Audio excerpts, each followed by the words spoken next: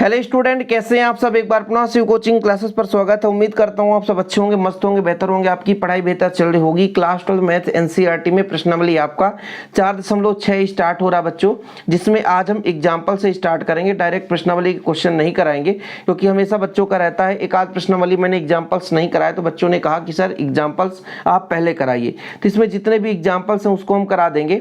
जैसे आपका यहाँ पर 27 नंबर एग्जाम्पल्स है, ये पुराना बुक है।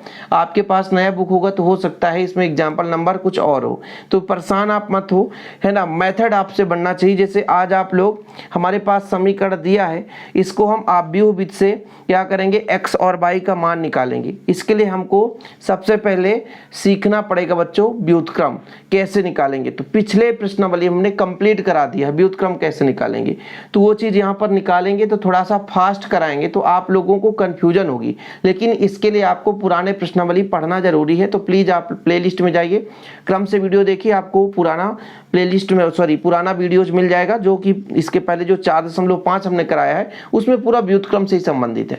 तो आज का लेक्चर तभी आपको समझ में आएगा। तो चलिए शुरू करते हैं बच्चों। पहला क्वेश्चन यहाँ पर आप देख सकते हैं, निम्नलिखित समीकरण निकाय को हल कीजिए।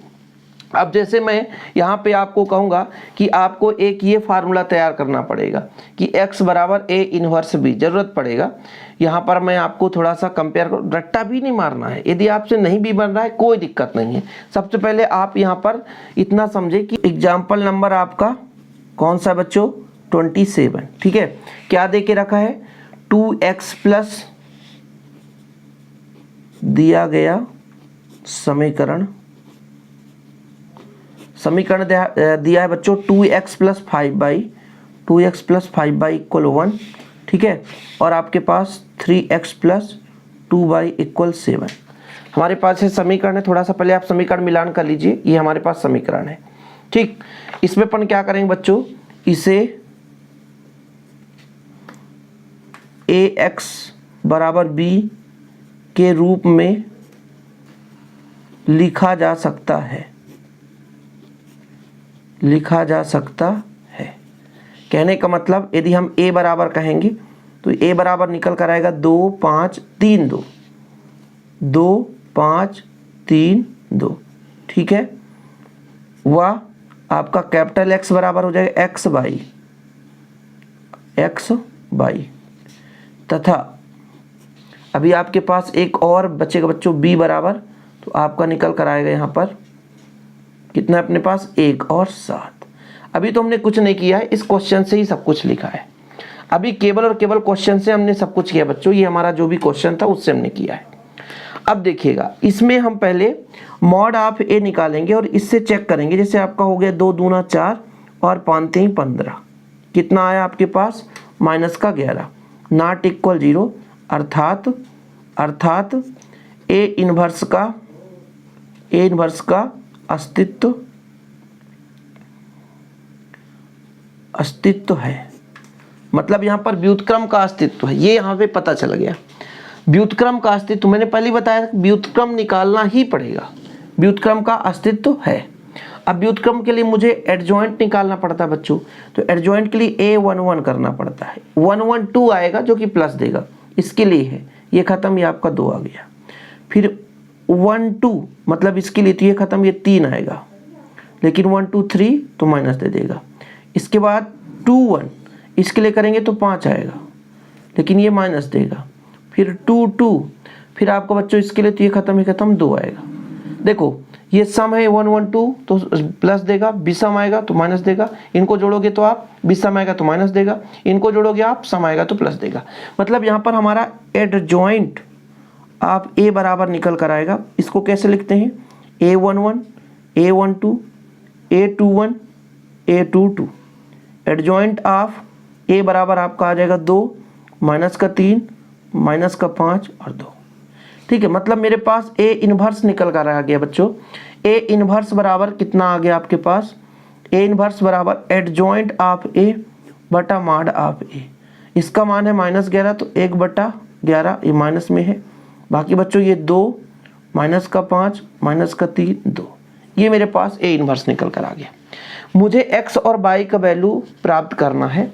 तो चूंकि आपको पता है कि a x बराबर b, इसलिए आपका ए इन्वर्स बराबर कितना आ जाएगा, ए इन्वर्स इधर जाएगा, बी बराबर आपका एक्स आ जाएगा। या कि ऐसा भी कर सकते हो भैया, एक्स बराबर ए इन्वर्स बी।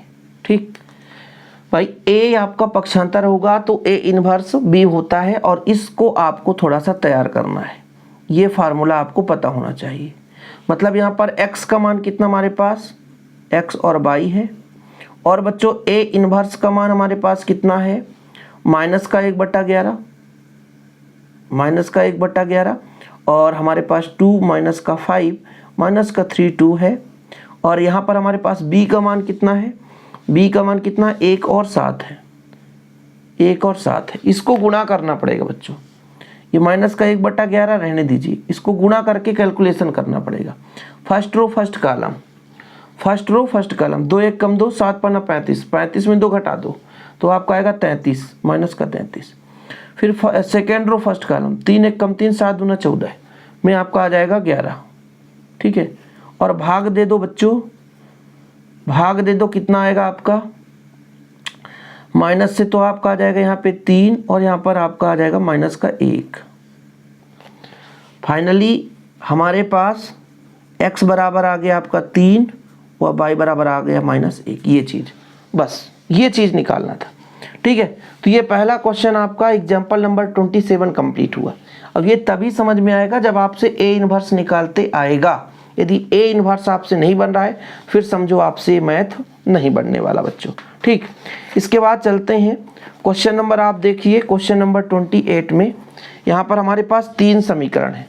देखो, यदि ऐसे क्वेश्चन बनेंगे ना बच्चों तो आसानी से आप कोई भी क्वेश्चन कर सकते हो। यदि आप लोग एग्जाम्पल्स कर लिए तो प्रश्नावली यूँ आसानी से बनेगा। तो चलिए शुरू करते हैं। आपका एग्जाम्पल नंबर 28 है। पहले फर्स्ट में तो आपको क्या करना है, दिया गया समीकरण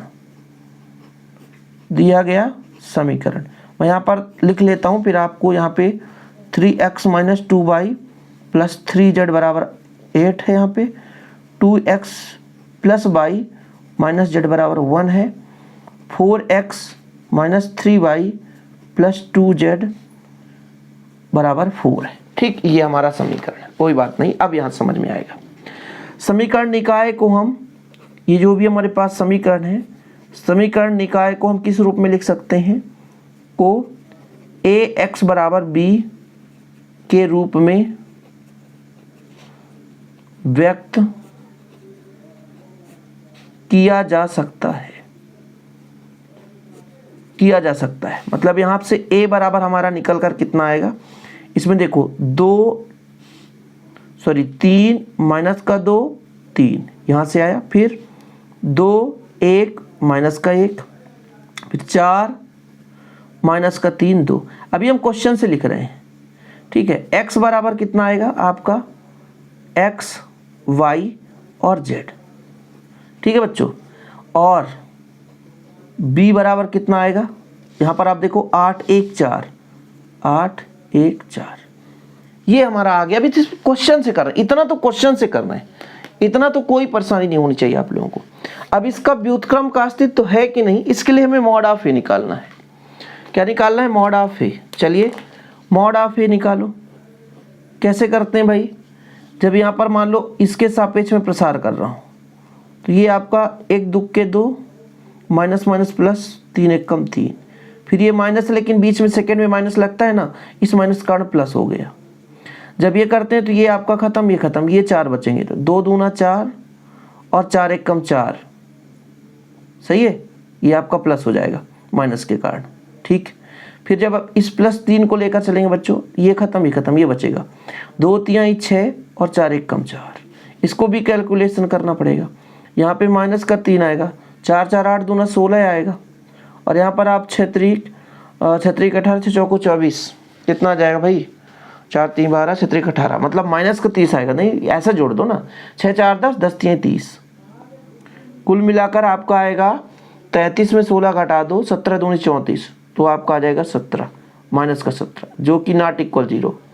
इसलिए इसके व्युत्क्रम का अस्तित्व है, इसके व्युत्क्रम का अस्तित्व है, व्युत्क्रम का अस्तित्व है। अभी तो ये पता चला कि व्युत्क्रम का अस्तित्व है। चलिए, इसलिए हमें पूरा निकालना पड़ेगा, मतलब हमें A11 निकालना पड़ेगा पहले प्रोसेस में। मतलब ये खत्म ये खत्म, तो 2 1 कम 2 और 3 1 कम 3, 2 माइनस 3 बराबर -1 आएगा। भाई 1 1 जो है ना, मतलब आपका 2 है, सम है तो प्लस देगा। कंफ्यूज मत होना बच्चों, 1 2 के लिए कर रहे हैं, मतलब इसके लिए कर रहे हैं। ये खत्म, तो 2 दूना 4 और 4 1 कम 4, 2 दूना 4 और 4 1 कम 4, और ये माइनस देगा, मतलब माइनस का 8 आ रहा बच्चों। फिर हम बात करेंगे 1 3 के लिए, इसके लिए कर रहे थे। ये खत्म, बचा 3 दूना 6 4 1 कम 4, 3 दूना 6 4 1 कम 4, और ये 1 3 4 होता है जो कि सम है, तो कोई दिक्कत नहीं, ये माइनस का 10 आएगा। फिर आप 2 1 के लिए करो, इसके लिए करो। ये खत्म, ये 4 बचेंगे बच्चों। 2 दूना 4 यानी माइनस का 4, और 3 त्रिकाई 9 प्लस का 9, और ये माइनस देगा। कितना आ जाएगा आप बताओ? यहाँ पे आपका -5 आएगा, -5 ही आएगा। इसके बाद चलते हैं हम A22, मतलब ये आपका प्लस देगा, कोई दिक्कत नहीं है ना, 2 2 4 होता है तो प्लस देता है। इसके लिए करेंगे ये खत्म, ये 4 बचेंगे। 3 दूना 6, 4 3 12, मतलब माइनस का 6 आ गया। फिर A23 बच्चों, इसके लिए करेंगे ये खत्म, ये 4 बचेंगे। 3 त्रिकाई 9, माइनस का 9, और 4 दूना 8, तो ये प्लस का 8 हो जाएगा, और ये आपका माइनस देगा, क्योंकि 2 3 कितना होता है 5, तो आपका आ जाएगा -1 माइनस +1 आ जाएगा। चलने दीजिए कहानी आगे, भी ट्विस्ट बाकी है। 3 1 के लिए करेंगे, इसके लिए खत्म, 2 1 कम 2 और 3 1 कम 3, माइनस का 1 आएगा।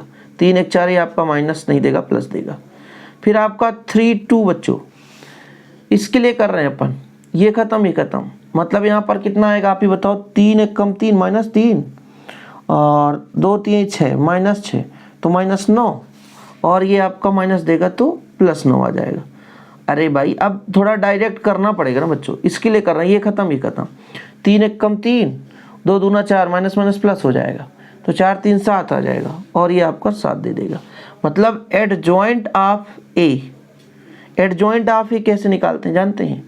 A11, ठीक है, फिर A12, A13, A21, A22, A23, A31, A32, A33।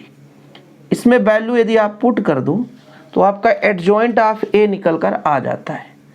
चलो भाई रख ही दो, माइनस का 1, फिर माइनस का 8, फिर माइनस का 10 आया था, फिर माइनस का 5, माइनस का 6, फिर 1 आया, फिर माइनस का 1, 9 7 आया। यहाँ तक की कहानी एडजॉइंट ऑफ ए निकालने में लग गया बच्चों। अभी हमें ए इनवर्स निकालना है। ए इनवर्स के लिए क्या करना पड़ता है? ए इनवर्स कैसे निकलता है? एडजॉइंट ऑफ ए बटे मॉड ऑफ ए। तो मॉड ऑफ ए का मान कितना था? 17, 1/17, तो 1/17 हो गया, 17 था -17। इसमें वैल्यू पुट कर दो, कितना है? तो -1, -5, -1, माइनस का 8, माइनस का 6, 9, माइनस का 10, 1 और 7। ये वैल्यू हमारा आया था जो कि हमने यहाँ पे पुट कर दिया।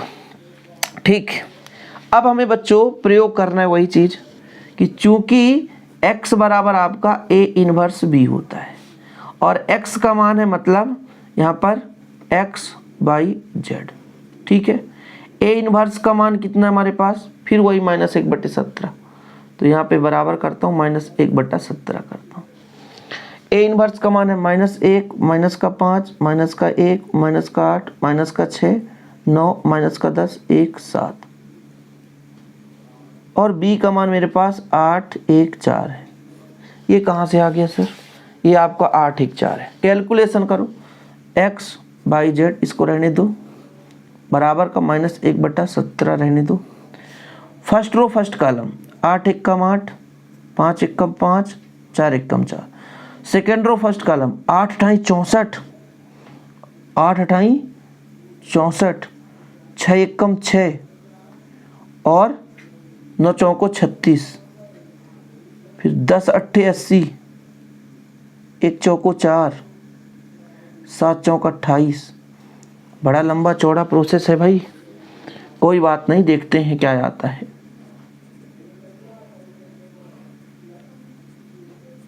माइनस का 1/17, इसको कैलकुलेट करो, कितना आएगा, कितना आएगा 8, 8 5 13 4 17, माइनस का 17 आ रहा है।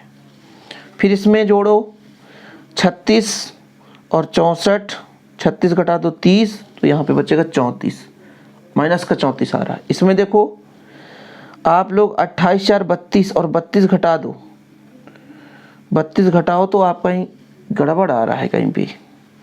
फिर से कैलकुलेट करो, 1 1 कम 1, 10 अट्ठे 80, 1 1 कम 1, 7 चौक 28। अब ठीक है भाई, इन क्या माना आएगा। और इसको आप भाग दो बच्चों, तो कितना आ रहा, 17 1 कम 17, minus minus plus, minus minus plus, 17 दूनी 34, 17 3 क्या मान, ये लो आ गया। अतः आपका x बराबर आपका कितना है 1, y बराबर 2 व z बराबर 3। प्रोसेस लंबा है लेकिन कोई भी प्रश्न कठिन नहीं है, आसानी से हो जाता है बच्चों, कोई सिंपल तरीके से करना बस सीख जाए।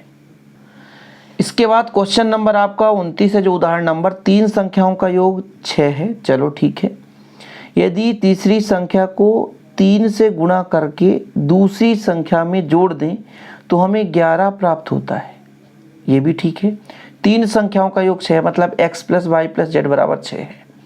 फिर हम कहते हैं तीसरी संख्या को 3 से गुणा कर दें, तीसरी संख्या को 3 से गुणा कर दें मतलब z को 3z से गुणा कर दें, तो दूसरी संख्या में और दूसरी संख्या में जोड़ दें मतलब y में जोड़ दें तो हमें 11 प्राप्त हो जाता है। चलो ठीक। फिर कंडीशन है, पहली और तीसरी को जोड़ने से हमें दूसरी संख्या का दुगना प्राप्त होता है। कंडीशन यहाँ पर कई सारे हैं, देखो जरा यहाँ पर थोड़ा आप समझिएगा, आपको समझाता चलूँगा। यहाँ पे एग्जाम्पल नंबर आपका 29 है। अकॉर्डिंग टू क्वेश्चन, प्रश्नानुसार बोला है कि तीनों संख्याओं का योग 6 है, तब x + y + z बराबर 6। तो माना 3 संख्या हमारे पास, यहाँ पर लिख सकते हैं माना 3 संख्या x, y व z है। ठीक है, इतना है, तीनों संख्याओं का योग हमारा 6 है।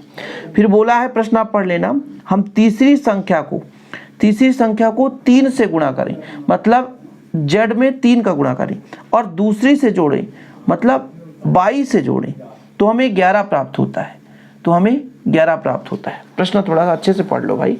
यहाँ पर देख लो कि तीसरी संख्या को 3 से गुणा करके दूसरी संख्या में जोड़ रहे हैं तो हमें 11 प्राप्त हो रहा है। फिर अगला कंडीशन ये है कि यहाँ पर पहली और तीसरी को जोड़ने से, देखो भाई, पहली और तीसरी को जोड़ने से दूसरी संख्या का दुगना प्राप्त होता है। मतलब पहली और तीसरी को जोड़ने से दूसरी संख्या का दुगना प्राप्त होता है। मतलब इसको एक पक्षांतर कर दें तो x - 2y + z = 0 आ गया। ठीक है, ये चीज़ हमें मिल चुका है। अब इससे हम समीकरण बना सकते हैं, मतलब इससे हम आव्यूह बना सकते हैं और फिर से वही इन्वर्स निकालेंगे, फिर से वही प्रोसेस लगाएंगे, आंसर आ जाएगा। अब इसके आगे बच्चों हम यहाँ पर लिखेंगे कि समीकरण निकाय को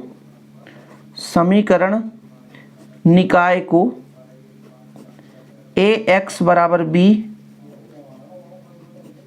के रूप में लिखा जा सकता है। लिखो भाई साहब, a बराबर कितना आएगा, यहां से हमको बनाना है। देखो 1 1 1 1 1 1, यहाँ पर x नहीं है ना तो 0 1 3, यहाँ पर हमारे पास 1 - 2 1 1 - 2 1। जैसे हमारे पास मान लीजिए यहाँ पे मान लीजिए z है ना, इसका गुणांक 1 ही रहेगा, इसलिए परेशान मत होना। x बराबर अपन क्या लेंगे, x y और z। वह b बराबर बताओ 6 11 और 0, 6 11 और 0, ये हमारे पास मिल चुका है। अब यहाँ से हम बच्चों पहले हम क्या अस्तित्व चेक करते हैं कि अस्तित्व चेक करेंगे कि A इन्वर्स का अस्तित्व है कि नहीं। तो मॉड ऑफ A बराबर, देखो प्रसार करते हैं अपन, 1 को लेकर चलेंगे, ये खत्म भाई, इसके सीधे में खत्म कर दें, 1 1 कम 1 और 3 दूना 6, फिर माइनस का 1, इसके लिए करेंगे ये ख़त्म तो 0 -3, फिर +1 लेकर चलेंगे बच्चों, ये ख़त्म तो आपका आ जाएगा 0 -1 1 कम 1। इसको कैलकुलेट करते हैं तो 6 1 7 माइनस माइनस प्लस का 3 और आपका माइनस का 1, तो कितना आएगा आपके पास, 7 में 3 जोड़ो 10 9, नॉट इक्वल 0, मतलब इसका या ऐसा लिख सकते हो, इसके व्युत्क्रम का अस्तित्व है, इसके व्युत्क्रम का अस्तित्व है, व्युत्क्रम का अस्तित्व है। यहाँ पर इसके बना लो आप। कहने का मतलब यदि हम प्रसार करें, ठीक है, सारणिक बनाकर मान निकाल दें, देखो भाई साहब क्वेश्चन ये आपका है, ठीक है, तो यदि 0 के बराबर आ जाए तो उसका फिर हम इन्वर्स नहीं निकाल सकते, लेकिन यदि 0 के बराबर नहीं आया तो बच्चों उसका हम इन्वर्स निकाल सकते हैं। यहाँ से हमें अब थोड़ा सा कैलकुलेशन करना कठिन होगा, इसलिए इसको हम ऐसा लगाते हैं। अब हमारा पुराना प्रोसेस वही रहेगा बच्चों, A11 निकालो पहले। A11 कैसे निकालेंगे, देखिए थोड़ा सा मैं शॉर्टकट करूँगा, इसके लिए करूँगा तो ये ख़त्म 1 1 कम 1 और 3 दूना 6, 6 1 7 आएगा अपना, ठीक है। 1 2 के लिए करेंगे, इसके लिए करेंगे ये ख़त्म, ये 4 बचेंगे तो 0 हो जाएगा और 3 1 कम 3 -3 आएगा, लेकिन ये माइनस देगा इसलिए आपका +3 आ जाएगा। A13 देखो, इसके लिए करेंगे ये ख़त्म, ये 4 बचेंगे, 0 1 1 कम 1 तो ये माइनस का 1 आएगा। फिर आपका बच्चों 2 1, इसके लिए करेंगे ये ख़त्म, ये 4 बचेंगे, 1 1 कम 1 2 1 कम 2 3 आ जाएगा, लेकिन ये आपका माइनस देगा इसलिए -3। फिर आपका आ गया A22, इसके लिए करेंगे बच्चों ना ये ख़त्म, ये 4 बचेंगे, 1 1 कम 1 1 कम 1 0 आ गया इसका।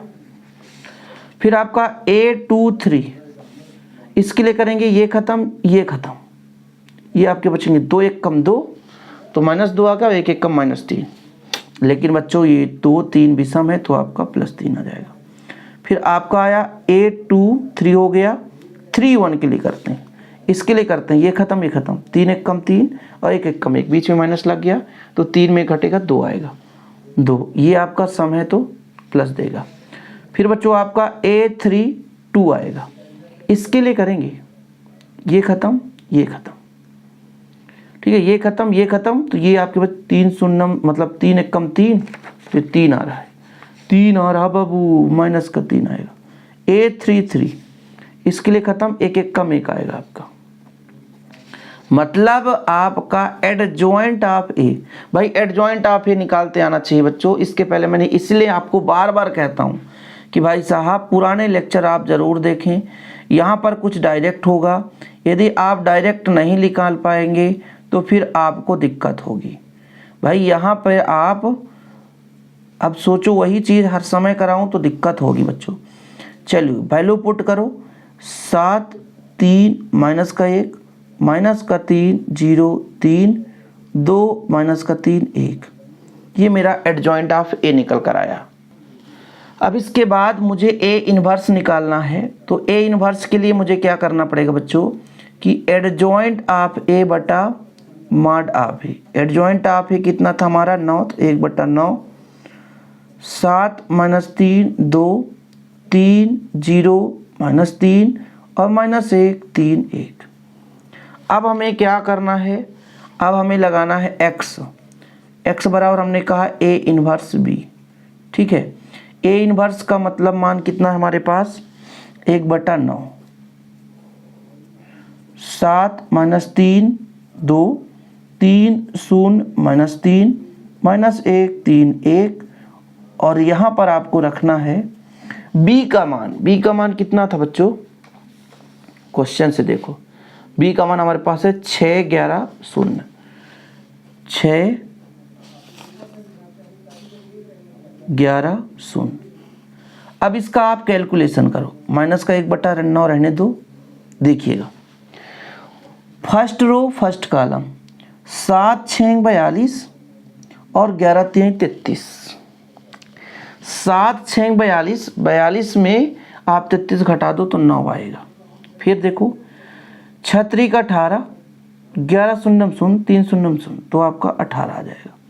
फिर 1 6 का 6 से तो आपका 6 आएगा -6, और 11 3 33, तो आप 33 में 6 घटा दो तो 27 आ जाएगा। और फिर आप इसका यदि भाग दोगे बच्चों, माइनस हमारे पास था कि प्लस में था, तो ये प्लस में था ना, प्लस में था, कोई दिक्कत नहीं, प्लस में है। तो 9 1 कम 9, 9 दूनी 18, 9 3 27। ठीक है, इधर x का मान है x, y और z।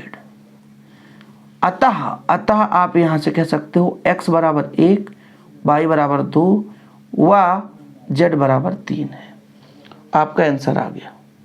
ठीक, x बराबर 1, y बराबर 2 और z बराबर 3। तो ये हमारा क्वेश्चन नंबर जो था, क्वेश्चन नंबर 29, वो भी कंप्लीट हो गया। आपको लगता होगा लंबा चौड़ा रहता है, ऐसा नहीं रहता बच्चों। अब हम प्रश्नावली पर पहुंच चुके हैं, एंट्री कर चुके हैं प्रश्नावली पर, और चलते हैं प्रश्नावली पर, क्वेश्चन करते हैं फटाफट। आपको मेथड तो क्लियर हो ही गया है बच्चों, कोई दिक्कत नहीं। यहाँ पर देखो x + 2y = 2, तो हमारा प्रश्नावली स्टार्ट हो चुका है।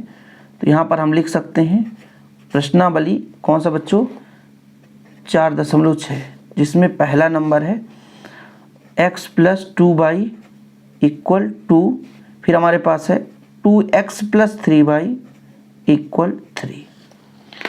हमें वही प्रोसेस लगाना है कि भाई इस समीकरण को हम किस रूप में लिख सकते हैं, यानी समीकरण निकाय को हम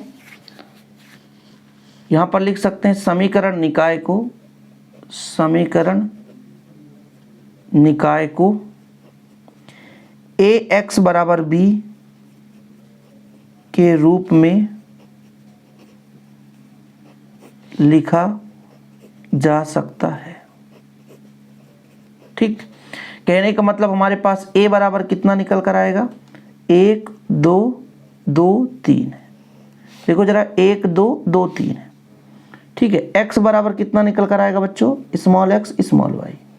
ठीक है, वह b बराबर यदि हम आपसे कहेंगे तो कहोगे सर 2 और 3 है। आसान है। सबसे पहले हमको करना क्या पड़ता है, a इनवर्स निकालना पड़ता है। मतलब 3 1 कम 3, 2 दूना 4, मतलब -1 नॉट इक्वल 0 के बराबर है। इसके व्युत्क्रम का अस्तित्व है। ठीक है, व्युत्क्रम का अस्तित्व है। अब हमें क्या निकालना पड़ेगा, a11। इसके लिए करेंगे बच्चों तो आपका 3 आएगा। ठीक है, अब मैं बात करता हूँ 1 2, इसके लिए करेंगे तो ये 2 आएगा, तो आपका -2। 2 1, इसके लिए करेंगे खत्म, ये आपका आएगा -2। फिर 2 2, इसके लिए करेंगे तो आपका आएगा 1। ऑलरेडी यदि 4 अवयव वाला है ना, तो 2 में हमारा प्लस देगा और 2 में माइनस देता है। ध्यान रखिए आप लोग, क्योंकि ये आपका सम है, 2 2 सम है, बाकी ये विषम है। अब देखिए एडजॉइंट ऑफ ए आपसे कोई बोले तो आप बोल दोगे sir a11 a12 a21 a22, इसको आप बंद करके अब इसमें वैल्यू पुट कर दो। 3 - 2, 3 - 2, यहाँ पे -2 और 1 आ गया। ठीक, अब मुझे a इनवर्स निकालना है, तो आप एडजॉइंट ऑफ a बटा mod of a। Mod of a कितना था बच्चों, -1, -1 बटा 1 करो, कोई बात नहीं। 3 - 2 -2 1, जब आप माइनस का गुणा करोगे तो चिन्ह बदलेगा, तो -3 2 2 -1 आ जाएगा। यहाँ तक प्रोसेस कंप्लीट है। थोड़ा बहुत देख लेना, यदि गड़बड़ी हो भाई साहब तो बताना आप। ठीक, चीज़ें क्लियर है। 2 3 आ गया। अब हमें क्या लगाना बच्चों, अब हमें लगाना है x बराबर a इनवर्स b से। हमारे पास x का मान सबको पता है x और y ही है, कोई दिक्कत नहीं है। a इनवर्स का मान हमें -3 2 2 -1 दिया है, और b का मान हमारे पास 2 और 3 है, जो कि आप पहले देख चुके हैं। फर्स्ट रो फर्स्ट कॉलम, मतलब यहाँ पर 3 दूना 6 3 दूना 6 3 दूना 6 3 दूना 6, मतलब 6 6 0 आ गया यार। 2 दूना 4 और 3 1 कम 3, मतलब आपका 1 आ गया। थोड़ा सा कहीं ना कहीं, अतः x बराबर 0 व y बराबर 1 आ रहा है। तो इस प्रकार से आप इसका भी आप चेक कर सकते हैं। सबसे पहली बात तो यहाँ पर मैंने एक्स्ट्रा भी कर दिया है, लेकिन कोई बात नहीं है, चेक करना था बच्चों कि संगत है या असंगत है के रूप में वर्गीकृत कीजिए। संगत असंगत का मतलब ये है कि किसका हम मान निकाल सकते हैं या मान नहीं निकाल सकते, ये चीज़ चेक करना था। आप समीकरण देखो, प्रश्न क्रमांक 1 से 6 तक चेक करिए, 1 से 6 तक संगत है कि असंगत है, तो ये चीज़ आप लोग कर सकते हैं। संगत असंगत का मतलब व्युत्क्रम का अस्तित्व है कि नहीं है। तो x और y का मैंने मान निकालना बता दिया बच्चों। इसमें संगत और असंगत की बात आ गई है, तो असंगत और संगत भी हम 3 कंडीशन में भी आपको कंडीशन बता दे रहे हैं, क्योंकि अगले दिन हम इसका पूरा कंप्लीट आपको सेशन कराएंगे संगत और संगत को लेकर। मैंने यहाँ पे क्वेश्चन नहीं पढ़ा, लेकिन आपको कराई दिया तो आपके लिए थोड़ा सा एक्स्ट्रा नॉलेज है। सबसे पहली बात, फर्स्ट कंडीशन आप यहाँ पर समझो। फर्स्ट कंडीशन समझो, यदि हमने a का प्रसार किया और यदि 0 के बराबर नहीं है तो आपका ये संगत है, ठीक है। दूसरा कंडीशन, मैंने प्रसार किया और ये 0 आ गया और फिर एडजॉइंट ऑफ a आप निकाले और b के साथ मल्टीप्लाई किए, ये भी 0 है, तो आपका संगत है। क्या है? संगत, मतलब व्युत्क्रम इसका हो सकता है। लेकिन यदि आपका ये आपका 0 के बराबर नहीं है, मान लो 0 के बराबर ही है, तो 0 के बराबर है और एडजॉइंट ऑफ a और b का मल्टीप्लाई ये 0 के बराबर नहीं है, तब असंगत है, ठीक है। ये चीज़ है, ये 3 चीज़ें आपको तैयार रखना है, तभी आपको क्लियर होगा। यहाँ पे भी आपको देखने को मिल जाएगा बच्चों, ये जब इसका मल्टीप्लाई देखो भाई, आपका अव्युत्क्रमणीय मतलब संगत है, इसका मल्टीप्लाई 0 के बराबर नहीं है, तब निकाय असंगत होगा, ठीक है। और यहाँ पर यदि इसका मल्टीप्लाई 0 के बराबर है तो संगत या संगत होगी, क्योंकि निकाय के अनंत हल होंगे, ठीक है। तो इसलिए निकाय का कोई हल नहीं होगा। तो इसके बारे में हम अगले दिन थोड़ा सा विस्तृत चर्चा करेंगे, तो आप लोग निश्चिंत रहें। फिलहाल आज के लिए इतना ही। वीडियो पसंद आए तो लाइक करके शेयर कर दें। हमने कम से कम आधे घंटे का लेक्चर बनाया ताकि आप लोगों को मेथड क्लियर हो जाए कि इस प्रश्नावली में पढ़ना क्या है। बाकी 1-2 लेक्चर इसके होंगे बच्चों, तो कंप्लीट हो जाएगा। हो सकता है एक ही लेक्चर में कंप्लीट हो जाए, अगले लेक्चर में कंप्लीट हो जाएगी, इसके बाद हमारा चैप्टर 5 स्टार्ट हो जाएगा। तो आज के लिए इतना ही, मिलते हैं अगली वीडियो के साथ। जय हिंद, वंदे मातरम।